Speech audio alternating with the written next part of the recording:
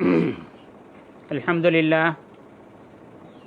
لله رب العالمين والصلاة والسلام على سيد الأنبياء والمرسلين وعلى آله وصحبه وأولياء أمته أجمعين، أما بعد.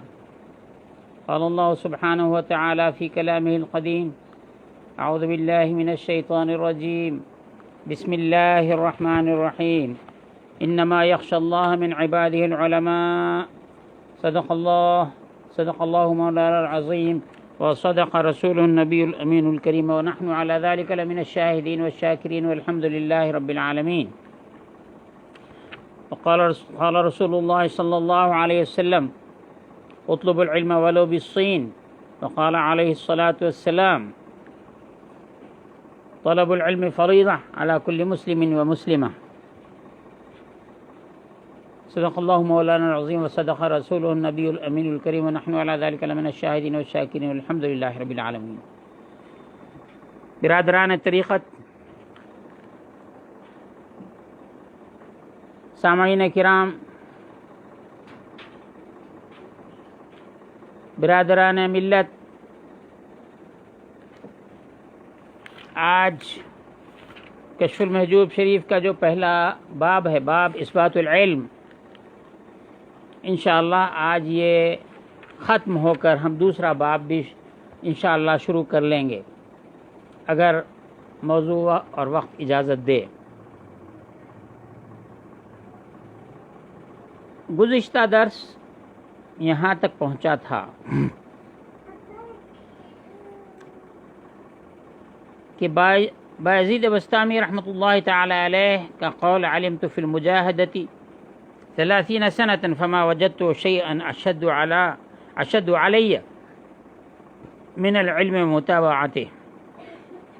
گفت 30 سال مجاہدے کردم، بر من هیچ چیز سختتر از علم و مطابعت آن نیامد. ایک تو بایزید بسطامی رحمۃ اللہ علیہ کا قول عربی میں آپ نے نقل فرمایا داتا گنج بخش رحمۃ اللہ تعالی علیہ نے، اور پھر آپ نے خود ترجمہ فرما دیا۔ فرماتے ہیں بایزید بسطامی کہ میں نے 30 سال مجاہدہ کیا۔ ہم یہ لفظ مجاہدے پہ بھی ہم بات کر لیتے ہیں، لیکن پہلے ترجمے کی حد تک چلیں گے۔ میں نے 30 سال مجاہدہ کیا، برمن مجھ پر ہیچ چیز سخت تر، مجھ پر کوئی چیز اس سے زیادہ سخت نہیں گزری از علم و مطابعت آن. علم جو کچھ میں نے حاصل کیا اس کی مطابعت کرنا، علم پر عمل کرنا، اس سے زیادہ سخت اور کوئی کام مجھے نظر نہیں آیا. و در جمله قدم بر آتش نهادن برتب آسان تر از آن بود. که بر موافقت علم رفتن یا بر صراط 1000 بار گذشتن بر دل جاهل آسان تر از آن بود که یک مسئله از علم آموختن. و اندر دوزخ خیمه زدن دوستر از آن بود که فاسق بر فاسق کے یک مسئلے علم به کار بستن. فرماتے ہیں کہ 30 سال میں نے مجاہدہ کیا، علم کے موافق، علم کی اتباع میں، علم کی مطابعت پر عمل کرنا مجھے سخت تر نظر آیا۔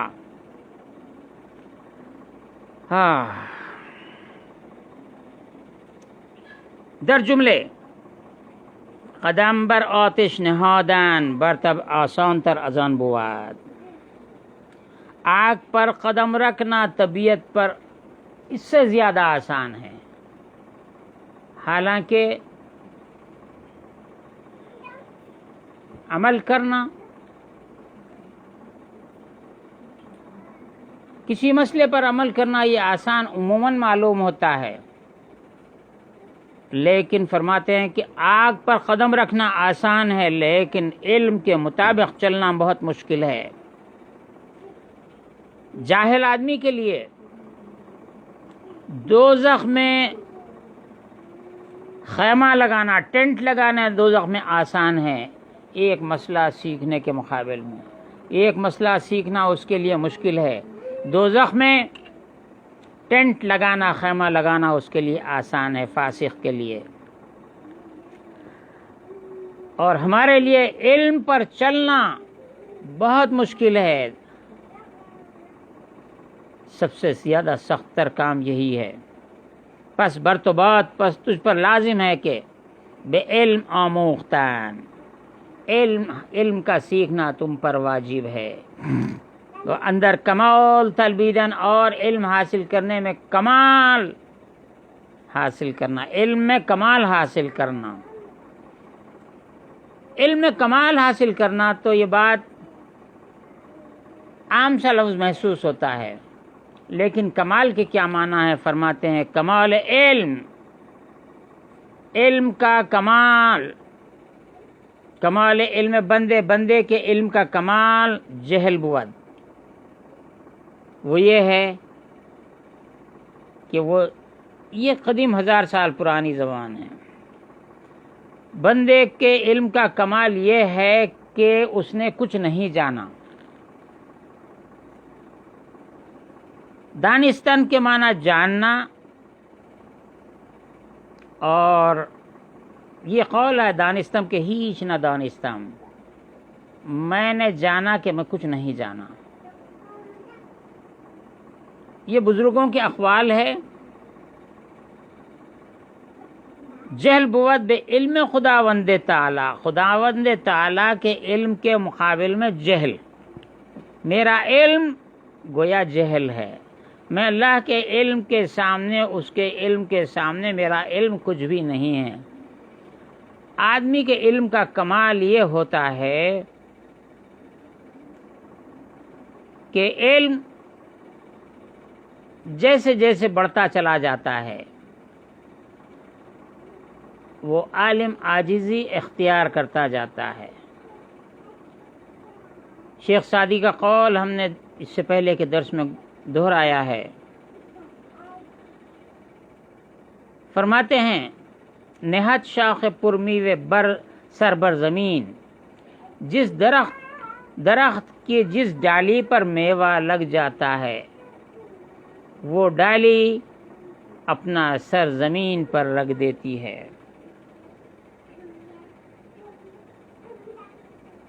اور باید چندان بیدانی کے بیدانی کے نمی دانی، تجھے چاہیے کہ اتنا جانے اور یہ جانے کہ میں کچھ نہیں جانتا ہوں۔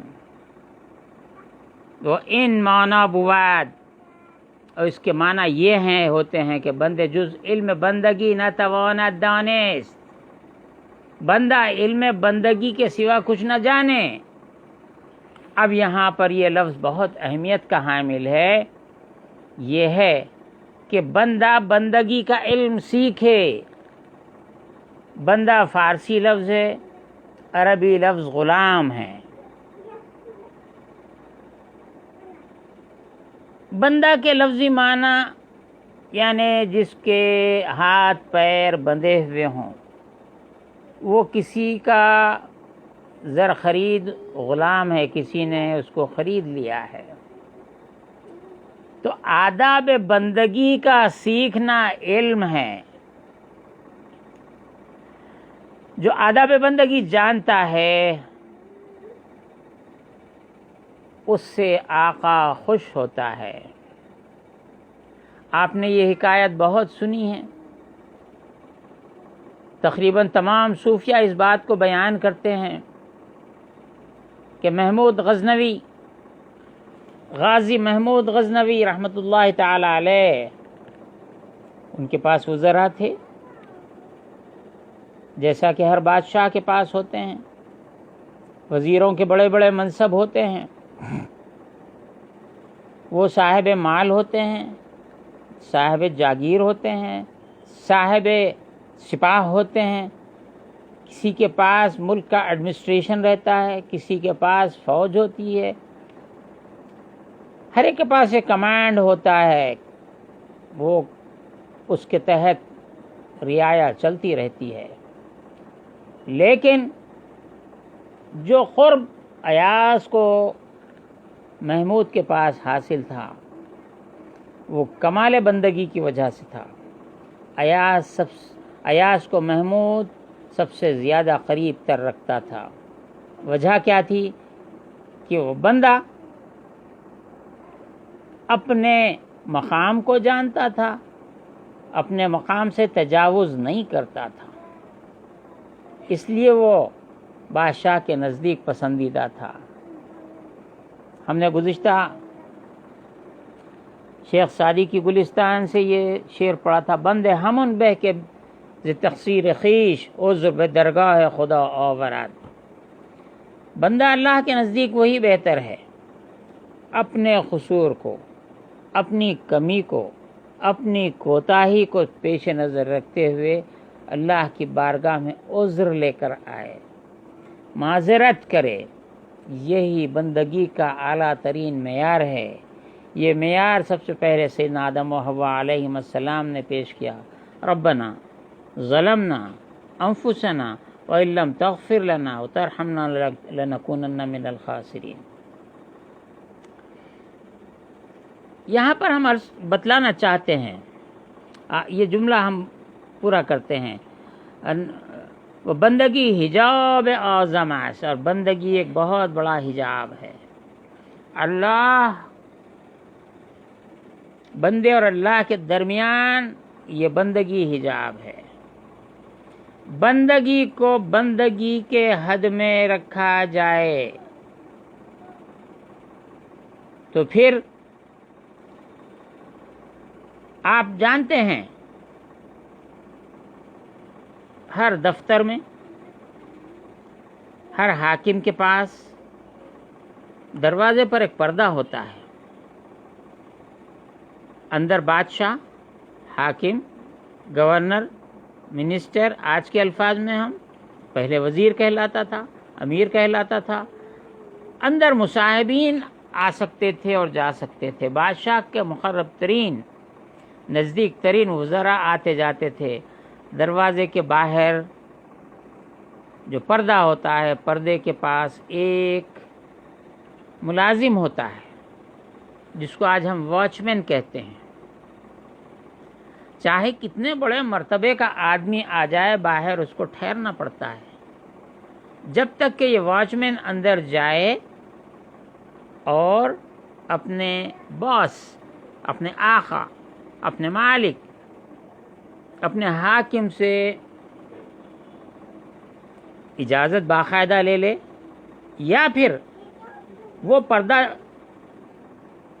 پردے کے پاس ٹھہرنے والا وہ حاکم کا مزاج دار بن جاتا ہے، مزاج دان بن جاتا ہے کہ وہ کب کیا کرنا چاہتا ہے۔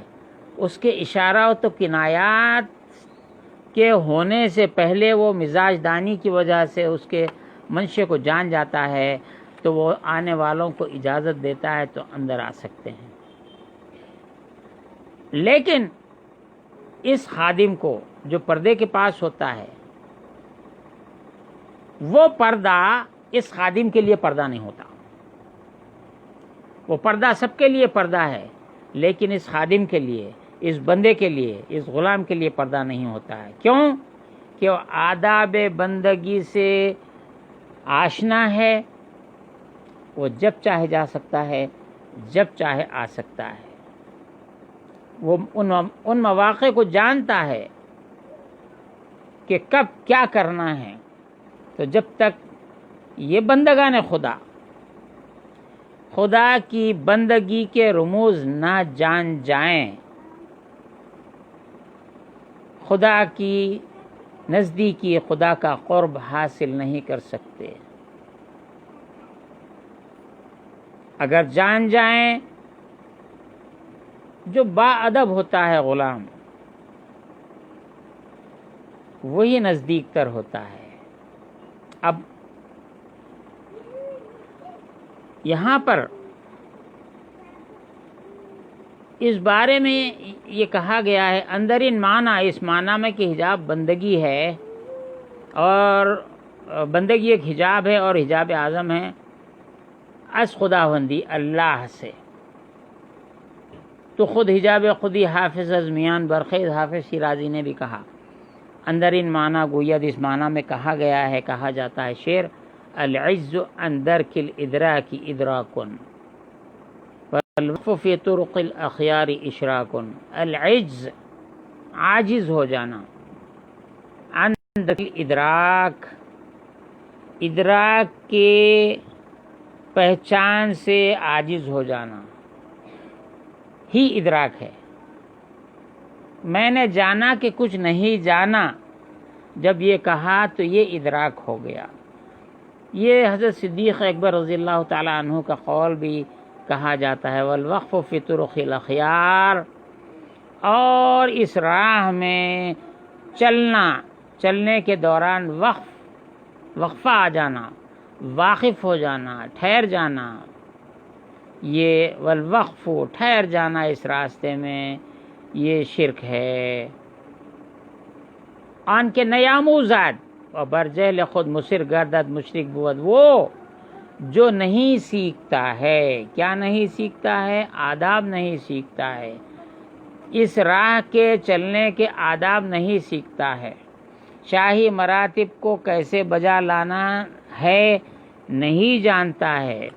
جب وہ شاہی دربار کے آداب کو نہیں جانتا ہے تو کیا وہ دربار میں جانے کے قابل ہو سکتا ہے؟ نہیں ہو سکتا ہے۔ تو بارگاہ خداوندی میں حضوری کے جو آداب ہیں وہ سکھائے گئے ہیں۔ دیکھو، آپ اچھی طرح جانتے ہو، آپ نے واعظین کرام سے یہ بات بارہا سنی ہے کہ حضور صلی اللہ علیہ وسلم کی خدمت میں دیہاتی عرب آپ کی خدمت میں آتے تھے، اور حضور پاک صلی اللہ تعالی علیہ وسلم کے کاشانہ اقدس یعنی آپ کے در مبارک کے باہر سے چیخنے لگتے تھے، چلانے لگتے تھے، حضور پاک صلی اللہ علیہ وسلم کو پکارتے تھے، تو اللہ تعالیٰ نے حکم دیا کہ آواز بلند مت کرو اور انتظار کرو جب تک کہ وہ خود باہر تشریف نہ لائیں۔ یہ رسالت مآب صلی اللہ تعالی علیہ وسلم کے دربار کے آداب سکھائے گئے ہیں کہ امتی آواز نہ لگائے، آپ کو باہر آنے کے لیے مجبور نہ کرے، بلکہ باہر انتظار کرے۔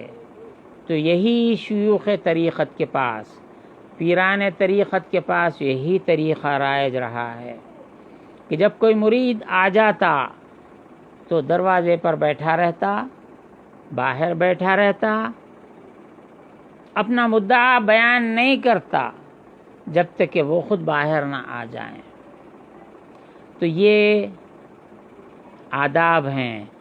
اگر اپنی جہالت پر مصر رہا تو یہ مشرک بود، یہ مشرک کہلاتا ہے۔ یہ کیا بات ہے؟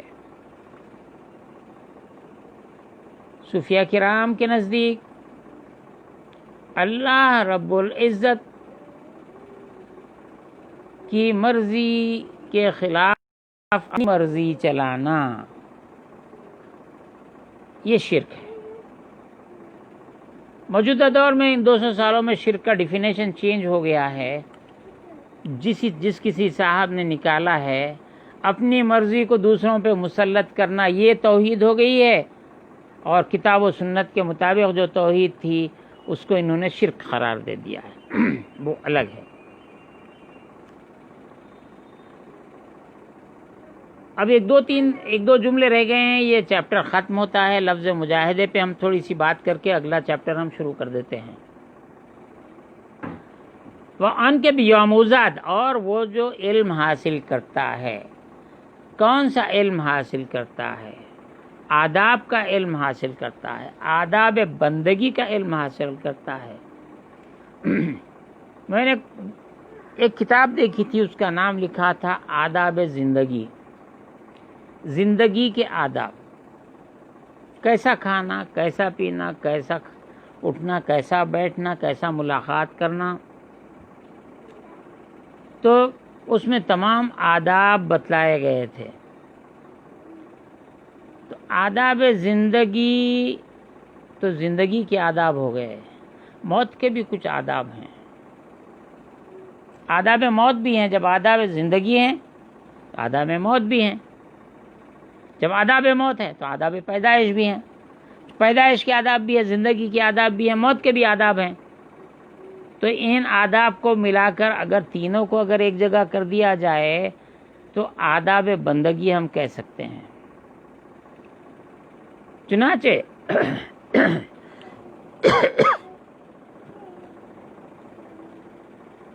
اندر کمال علم خود ویرا، اپنے علم کے کمال کے اندر اس کو معنی ظاہر شود، معنی ظاہر ہوتے ہیں، وہ پندار علمش، اور علم اس کے علم کا غرور برخیزت چلا جاتا ہے۔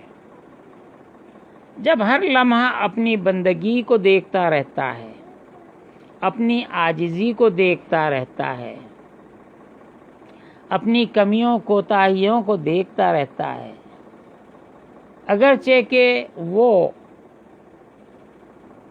چند لوگوں یا چند ہزار لوگوں کے مقابلے میں طاقتور ہو، چند لوگوں، چند 100 لوگوں، چند ہزار لوگوں کے مقابلے میں علم رکھتا ہو، چند ہزار ہوں گے، چند لاکھ ہوں گے ان سے بہتر علم رکھتا ہو، لیکن اللہ تعالیٰ نے ہر صاحب علم کے اوپر اور علم والے رکھے ہیں۔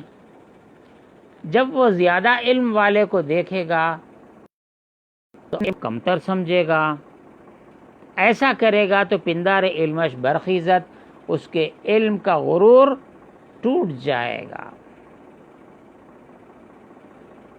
یہ بات بار بار اس درس میں آ رہی ہے، میں مجبور ہوں کہ ایک صاحب نے جن کا نام تھا خلیل احمد امبیٹوی، کچھ نام ہے ان کا، انہوں نے لکھا ہے کہ شیطان کا علم نص سے ثابت ہے، یعنی نص قرآن سے ثابت ہے، لیکن حضور صلی اللہ علیہ وسلم کا علم کون سی نص سے ثابت ہے؟ معاذ اللہ۔ وہی اسی دیوبند کے بانی نے کہہ دیا کہ بسا اوقات ایسا ہوتا ہے کہ امتی عمل میں نبی سے بڑھ جاتا ہے، تو یہ پندار علم ہے، پندار عمل ہے، یہ غرور علم ہے، غرور عمل ہے۔ اپنے آپ کو بڑا سمجھنے لگا تو مولانا روم نے فرمایا اپنے آپ کو دیکھنا، میں بڑا ہوں کہنا، یہ شیطان کی بیماری ہے۔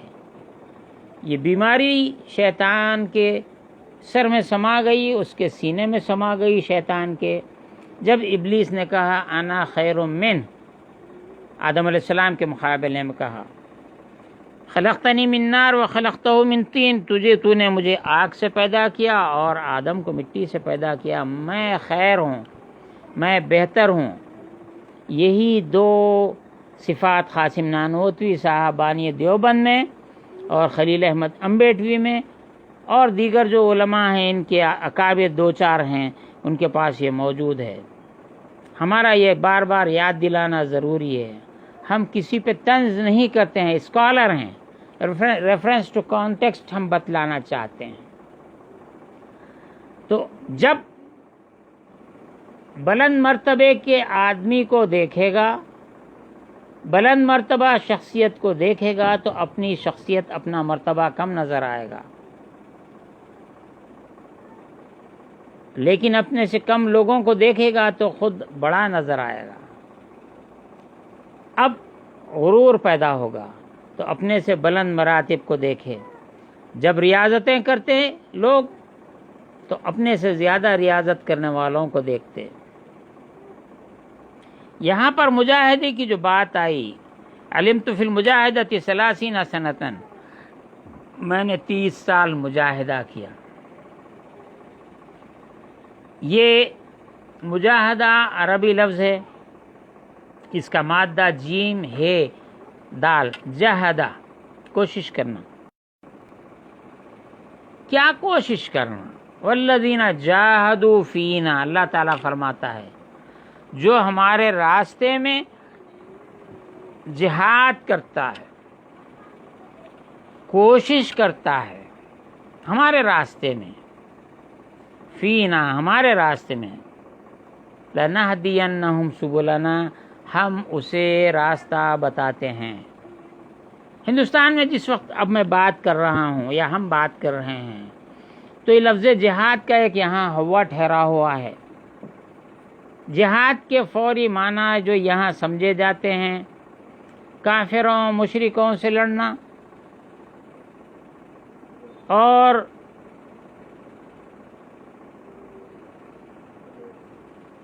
ان کے خلاف میں تلوار اٹھانا یا جو کچھ ہے، اس کو جہاد سمجھا جاتا ہے۔ جہاد کا ایک حصہ ہے، دوسرا حصہ نہیں ہے۔ جہاد کا جو پہلا حصہ ہے والذین جاہدوا فینا، جو کوشش کرتے ہیں، جو جہاد کرتے ہیں ہمارے راستے میں۔ جہاد کیا ہے؟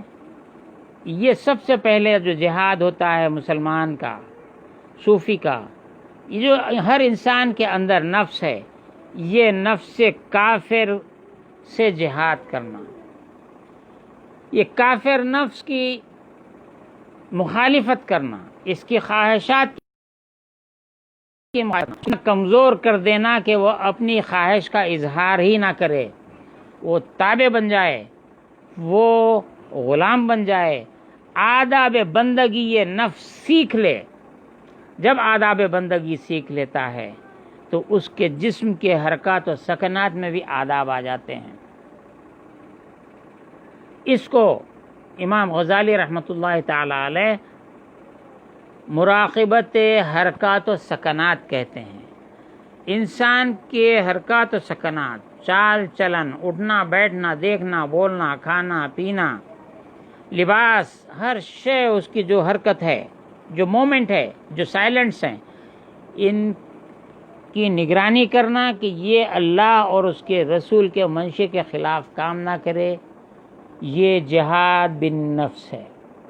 تو میں نے 30 سال تک جہاد کیا، مجاہدہ کیا، لیکن جو سخت ترین بات تھی وہ یہ ہے کہ علم کے مطابعت میں، علم کے مطابق عمل کرنا، یہ سب سے بڑا سخت ترین کام تھا۔ تو مجاہدہ یہ ہے کہ نفس کافر کو مسلمانی کے درجے میں لائے۔ ایک بات یاد آئی ضمناً، یہ بات صوفیہ کرام کے پاس ہوتی ہے اور بہت زمانے سے سننے میں بھی نہیں آئی ہے۔ وہ یہ ہے کہ آپ نے دیکھا کہ جب حضور اکرم صلی اللہ تعالی علیہ وسلم مکہ مکرمہ میں رہے اور اہل مکہ نے آپ کو سخت تکلیفیں پہنچائیں، یہاں تک کہ آپ کو ہجرت پر مجبور کر دیا۔ آپ مدینہ طیبہ ہجرت کر کے تشریف لا لیے۔ اب یہاں پر آپ اپنے وجود کی حد تک غور کیجیے۔ آپ کا اپنا وجود ہے، جس طرح ایک شہر کی ایک آبادی ہوتی ہے، آبادی میں چند افراد ہوتے ہیں، چند لوگ ہوتے ہیں، ایک حاکم اعلیٰ ہوتا ہے، ایک اس سے کم ہوتا ہے، ایک اس سے کم ہوتا ہے، ایک حکومت ہوتی ہے، اس کے کارندے ہوتے ہیں۔ شہر کی اچھائی برائی کی خبر حاکم کو وہ کارندے دیا کرتے ہیں، اور وہ حاکم جو شرارت کرے ان کی سرکوبی کرتا رہتا ہے، جو اچھی کارکردگی کرے انعام سے نوازتا ہے۔ ایسا ہی آپ اپنے وجود کو ایک شہر سمجھ لیجئے اور اس شہر کا ایک حاکم ہے سمجھ لیجئے، اور اس کے چند جاسوس ہیں سمجھ لیجئے۔ امام غزالی نے فرمایا کہ یہ آنکھ آپ کی جاسوس ہے، باہر جو نظر آتا ہے وہ آپ کو جاسوسی کرتی ہے کہ فلاں خطرناک جانور ہے، فلاں کیڑا خطرناک ہے، فلاں شخص حملہ کرنے والا ہے۔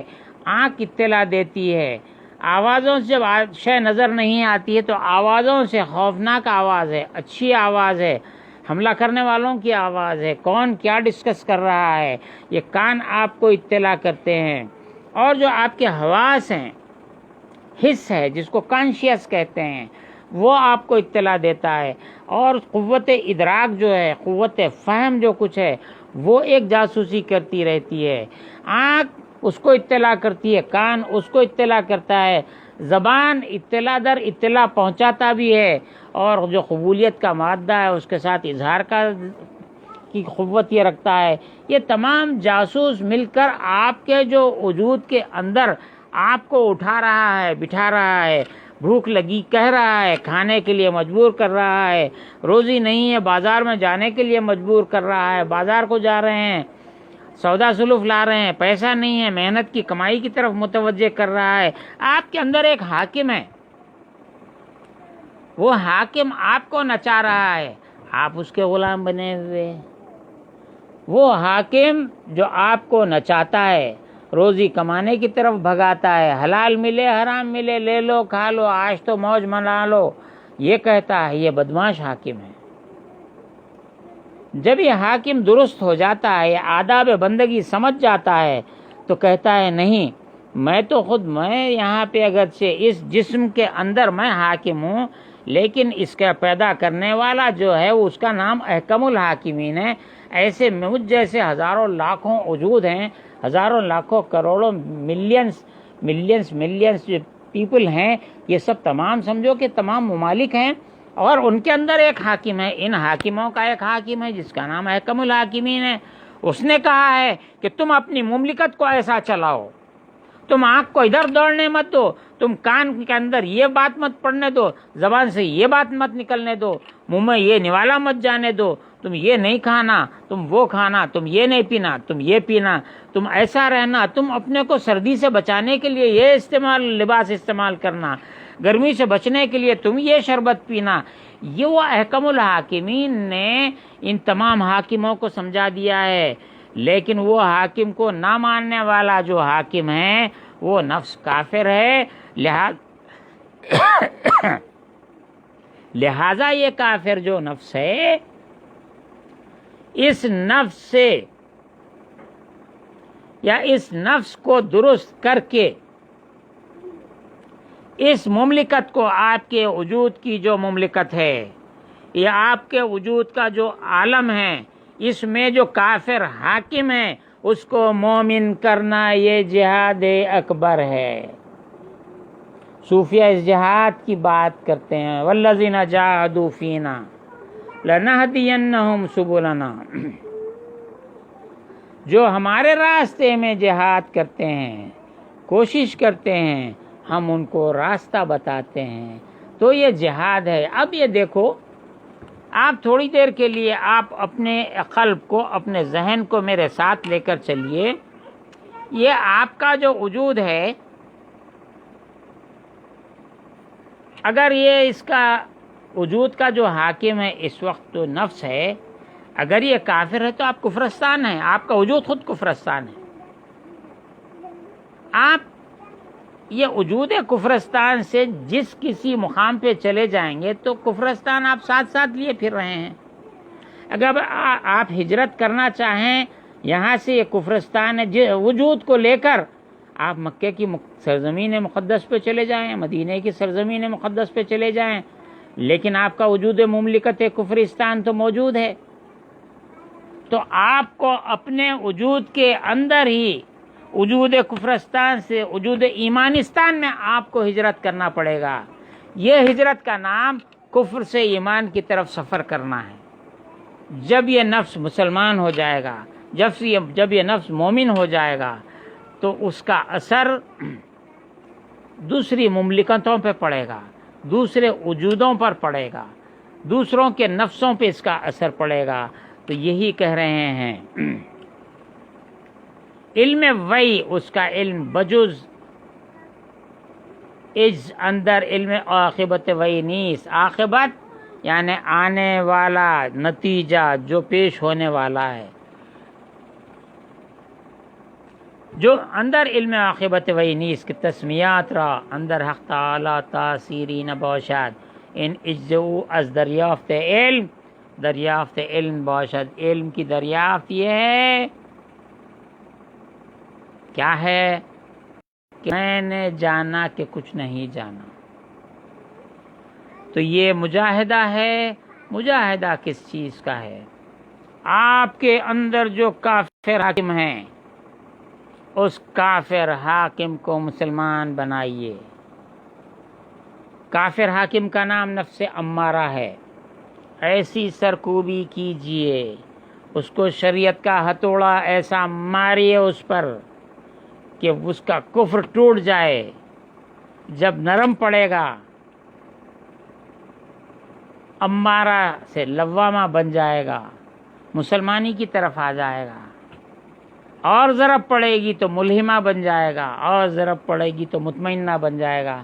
اب آپ کا وجود یہ ایمانستان بن گیا، کفرستان نہیں رہا. آپ دنیا کے کسی کفرستان میں چلے جائیے، آپ مومنستان میں ہیں، آپ ایمانستان میں ہیں. تو اس کی ضرورت پڑتی ہے. علم یہی ہے.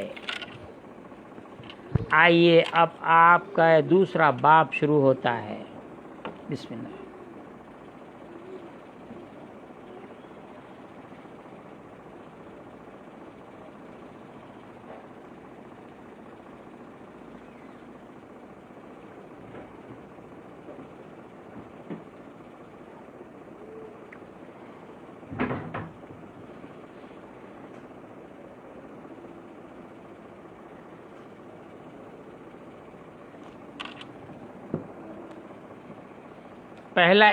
پہلا باب تھا باب اثبات العلم.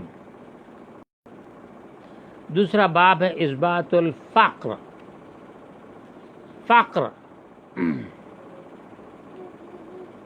ہمارے پاس فقر کا معنی اردو میں تنگ دستی کے بھی ہوتے ہیں،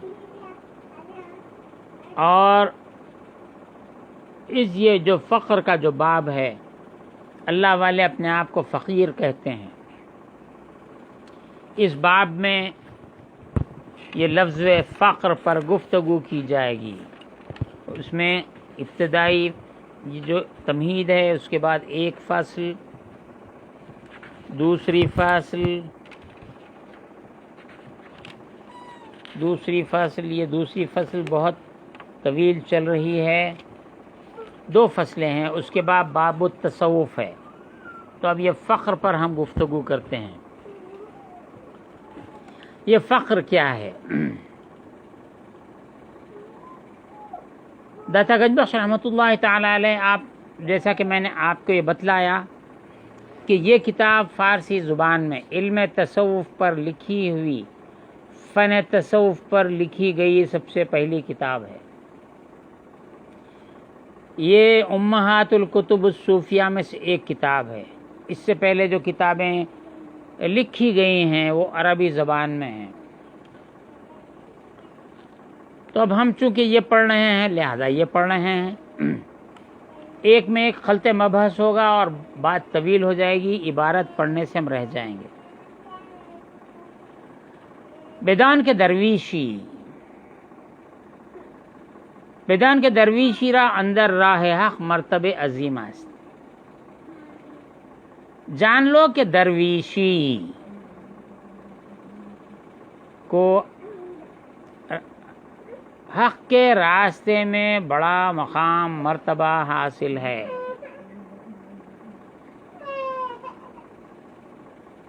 تو یہ لفظ درویشی کیا ہے میں اس کو سمجھاتا ہوں.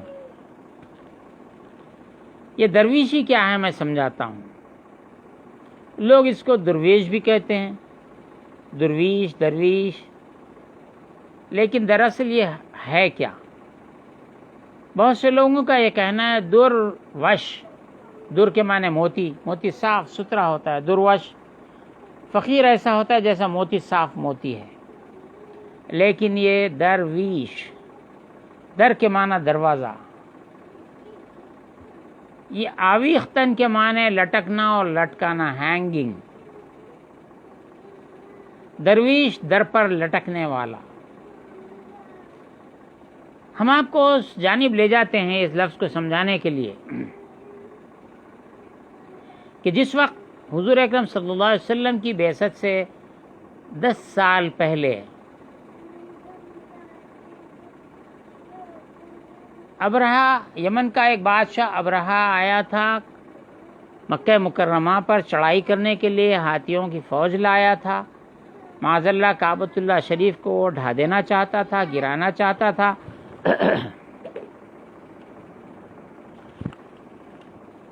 وادی محصر میں وہ ٹھہراؤ پڑاؤ ڈالا اور حضرت عبد المطلب رضی اللہ تعالی عنہ کے اونٹوں کو اس نے پکڑ لیا تھا۔ جب یہ بات آپ تک پہنچی تو آپ ابرہہ کے پاس گئے، وہ تخت پر بیٹھا ہوا تھا اور بڑے جاہ و حشم والا بادشاہ تھا، قوت اس کی زیادہ تھی، لیکن جیسے حضرت عبد المطلب وہاں پہنچے تو آپ کا رعب اس پر ایسا پڑا کہ وہ نیچے آ گیا، آپ کو تخت پر بٹھایا اور آنے کا منشا پوچھا تو آپ نے فرمایا کہ آپ کے سپاہیوں نے ہمارے اونٹوں کو پکڑ لیا ہے، میں چاہتا ہوں کہ آپ اونٹ واپس کر دیں۔ اس نے کہا کہ کیا آپ جانتے ہیں میں کس لیے آیا ہوں؟ تو اپنا منشا بتلایا، معاذ اللہ وہ چاہتا تھا کعبۃ اللہ شریف کو ڈھا دے، اس نے منشے کا اظہار کیا۔ اس نے کہا کہ میں تو آپ کو آپ کے اونٹ واپس کر دوں گا، مجھے بہت تعجب ہے کہ آپ اس گھر کے بیچ بچاؤ کے لیے بات کرنے آئے ہیں، میں یہ سمجھتا تھا آپ تو اونٹوں کی بات کرنے آئے ہیں۔ تو آپ نے کہا کہ بندہ اپنے مال کی حفاظت کرتا ہے، وہ جس کا گھر ہے وہ اس کی حفاظت کرے گا۔ بہرحال آپ وہاں سے تشریف لائے، مکہ مکرمہ وادی محصر سے آئے اور تمام آبادی کو حکم دیا، میں لفظ درویش سمجھا رہا ہوں، اچھی طرح غور کیجیے۔ آپ مکہ مکرمہ میں آبادی میں تشریف لائے اور تمام مکے کے لوگوں سے کہا کہ دیکھو اس کے پاس ایسا لشکر جرار ہے، ہاتھیوں کا لشکر ہے، فیل کا لشکر ہے، اور ہم میں قوت مقاومت دفاع اس سے لڑنے کی قوت نہیں ہے، لہذا تمام اہل مکہ سے فرمایا کہ آپ پہاڑیوں کی چوٹیوں پہ آپ لوگ چلے جاؤ۔ سب لوگ پہاڑوں کی چوٹیوں پر چلے گئے، اور جب رات ہوئی تو آپ یعنی حضرت عبد المطلب رضی اللہ تعالیٰ عنہ حضور اکرم صلی اللہ علیہ وسلم کے دادا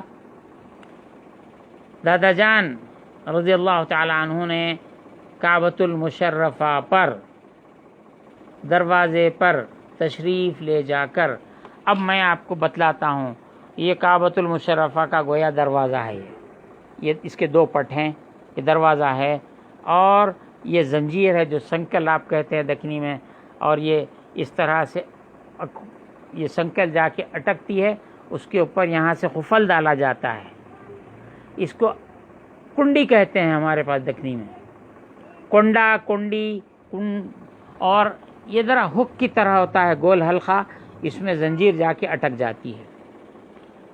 تو حضرت عبد المطلب رضی اللہ تعالیٰ عنہ نے کعبۃ المشرفہ کے دروازے پر کھڑے ہو کر اپنے ہاتھوں کو بلند کر کے وہ جو کعبے شریف کی کنڈی تھی ان کنڈیوں میں اپنی دونوں انگلیاں ڈال کر اس طرح انگلیاں ڈال کر ساری رات وہاں پر کھڑے رہے۔ کہاں پر؟ کعبۃ اللہ شریف کے در پر۔ آویختن کے معنی لٹکنا اور لٹکانا، تو آویختن سے یہی نکلا ہے، اس کا مادہ یہ ہے، بیٹھ جاؤ کچھ نہیں، در پر درویش در پر لٹکنے والا۔ تو حضرت عبد المطلب رضی اللہ تعالیٰ عنہ در پر لٹکنے لگے، چوکھٹ پر لٹک گئے، کھڑے رہ گئے اور دعا کرتے گئے، اللہم ان العبد یمنا رحلہ فامنا حلالک لا یغلبن صلیبہم ومحالہم غدوا محالک، اللہم انصر علی آل الصلیب وعابدیہ اليوم آلک، اللہم ان کنت تارکہم قبلتنا فامر ما بدالک۔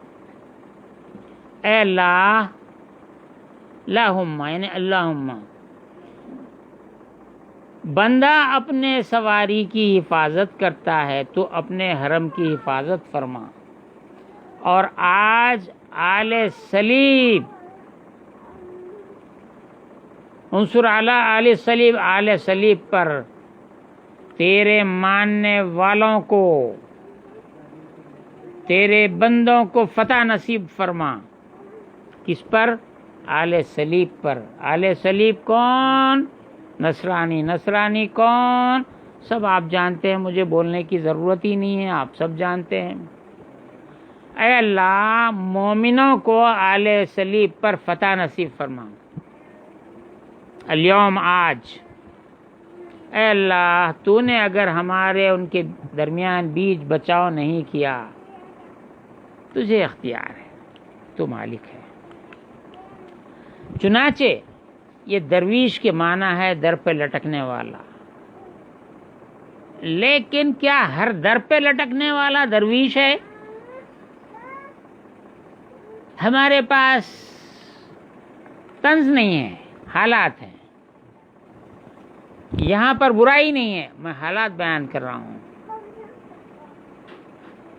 ہزاروں لاکھوں آدمی ہیں جو روزانہ منسٹریوں کا چکر مارتے ہیں. ہندوستان میں نہیں، پاکستان، افغانستان، وہ عربستان، انگلستان، نہیں، ساری دنیا کے منسٹریوں میں ہزاروں لاکھوں لوگ، اور ان میں زیادہ تر منسٹروں کی چوکھٹوں پہ لٹکنے والے، منسٹروں کی چوکھٹوں پہ پیشانیاں رگڑنے والے دولت مند ہیں، صاحب اقتدار ہیں، حکومتوں کے طالب ہیں، وہی جا کے لٹکا کرتے ہیں.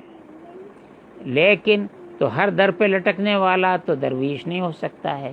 پھر درویش کون ہے؟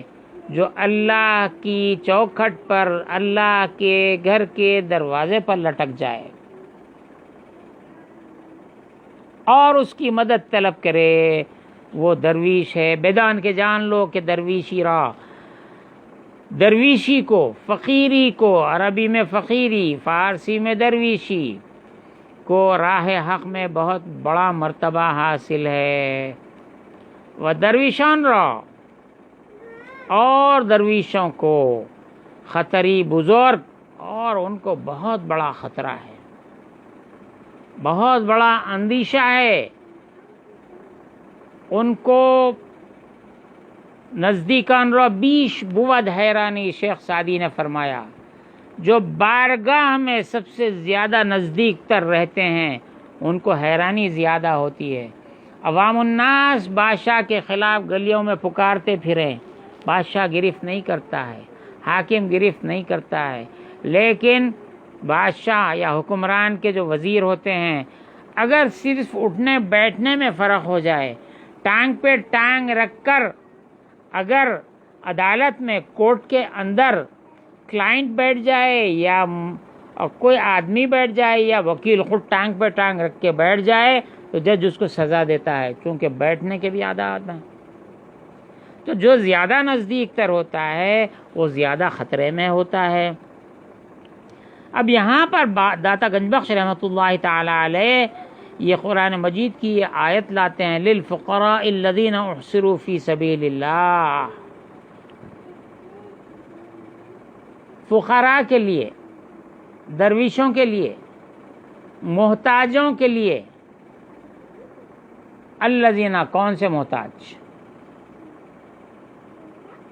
الذین، وہ لوگ احصروا، گھرے ہوئے ہیں، فی سبیل اللہ، اللہ کے راستے میں،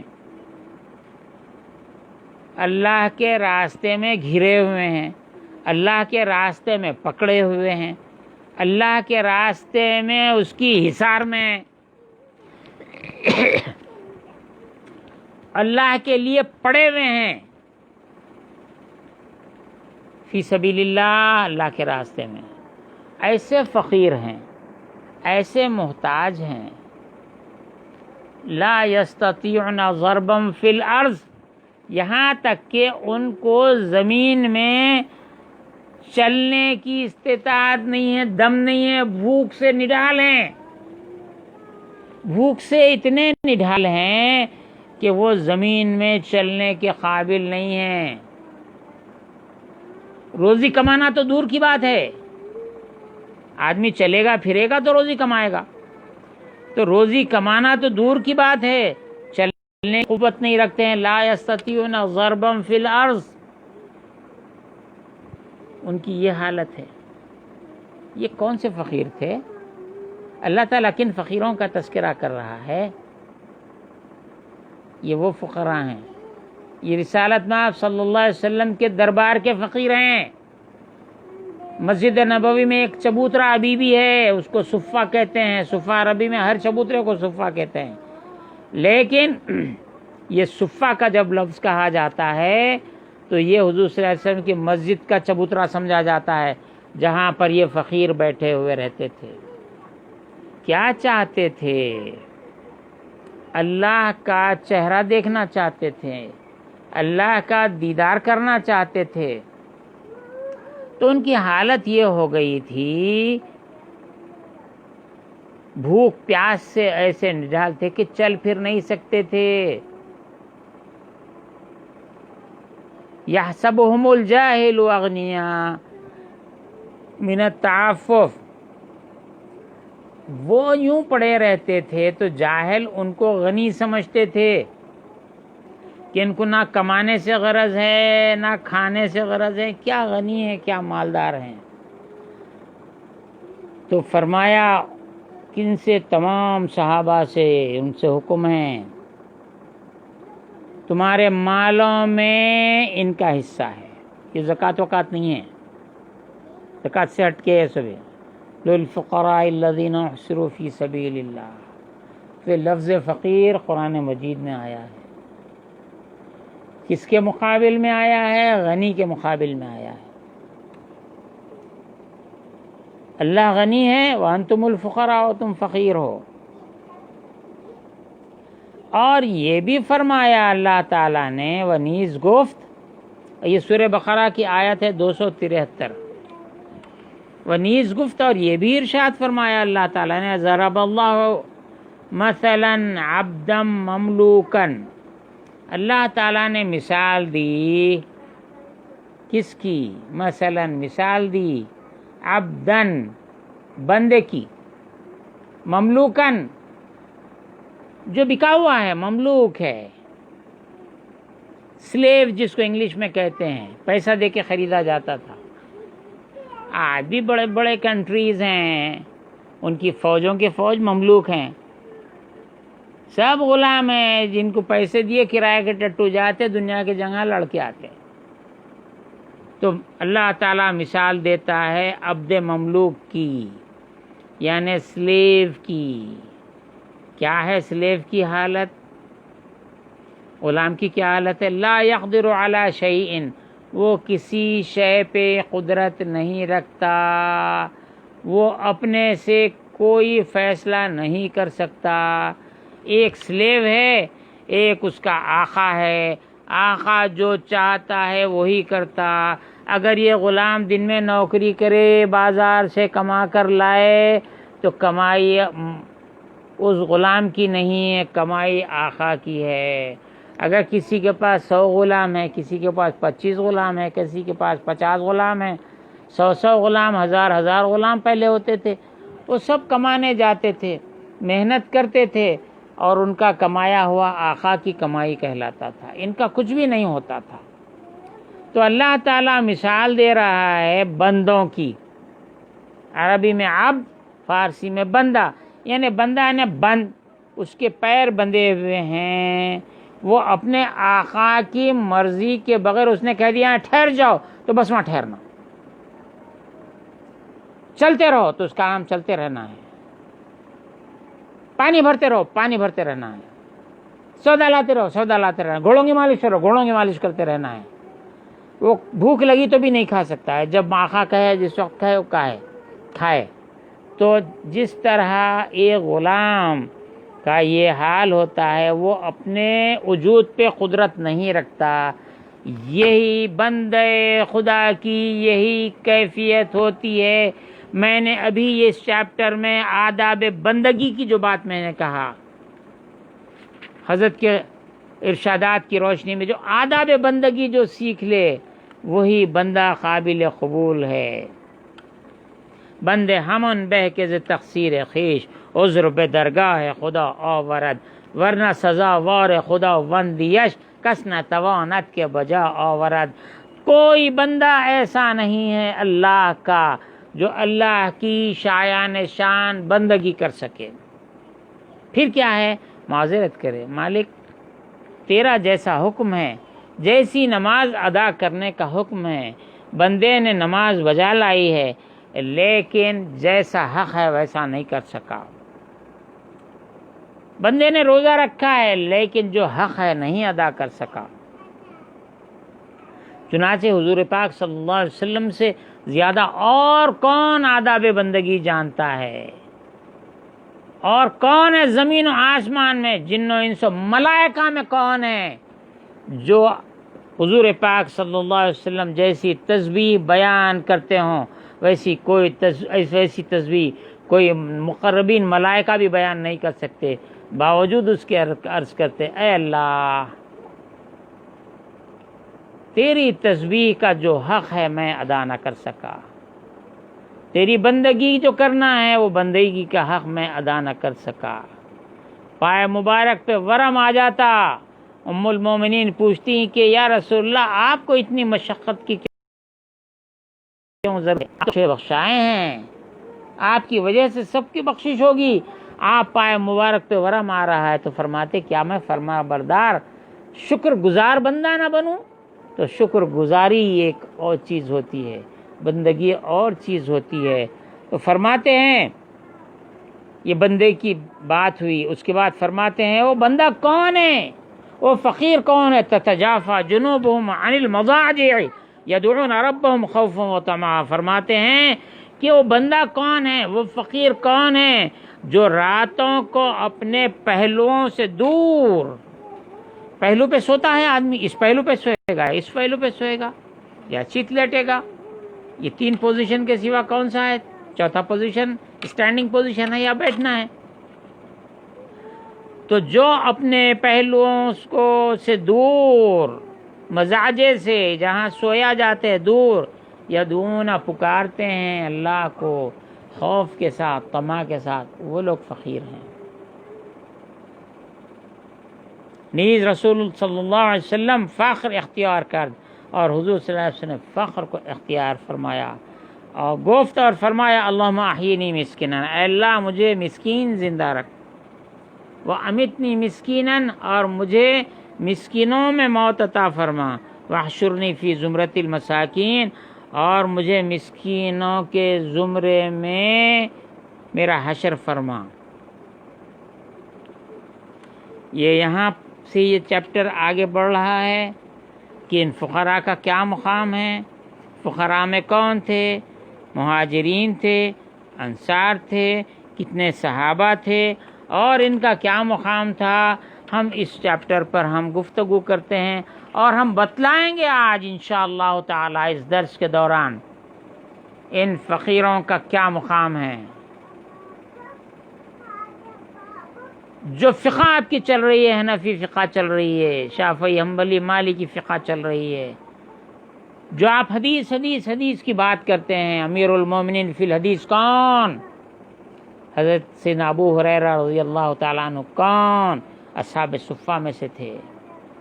عبداللہ ابن مسعود رضی اللہ تعالیٰ عنہ کون؟ فقہ کے جو باتیں ہیں، جو فقہ کی جو روایتیں ہیں اور فقہ جو چلتی ہے کن سے چلاتے ہیں؟ کون؟ اصحاب صفہ میں سے ہیں۔ ایک ایک چیز ہم بتلائیں گے یہاں، اس میں سے نام لے لے کے بتلائیں گے۔ یہ تصوف، یہ فقیری قرآن سے ثابت نہیں ہے۔ اے دیکھو کیسے گندے کپڑے پہن لے کے، پھٹے کپڑے پہن کے پھر رہا ہے، اس کے بالوں کی حالت ایسی بری ہے، اس کے کپڑوں کی حالت ایسی ہے، فقیروں پہ کیا کیا لعن طعن کرتے ہیں قرآن مجید نے۔ آج جو لعن طعن کرنے والے ہیں، اس زمانے میں لعن طعن کرنے والے موجود تھے، وہ لعن طعن کرنے والے کفار و مشرکین تھے، آج کے لعن طعن کرنے والے کلمہ پڑھ کے لعن طعن کرتے ہیں۔ دونوں کا مینٹل آئی کیو ایک طرح کا نظر آتا ہے۔ فی قلوبہم تشابہت فی قلوبہم، شیخ ابو القاسم قشیری نے فرمایا ان کے قلوب یکساں ہو گئے ہیں۔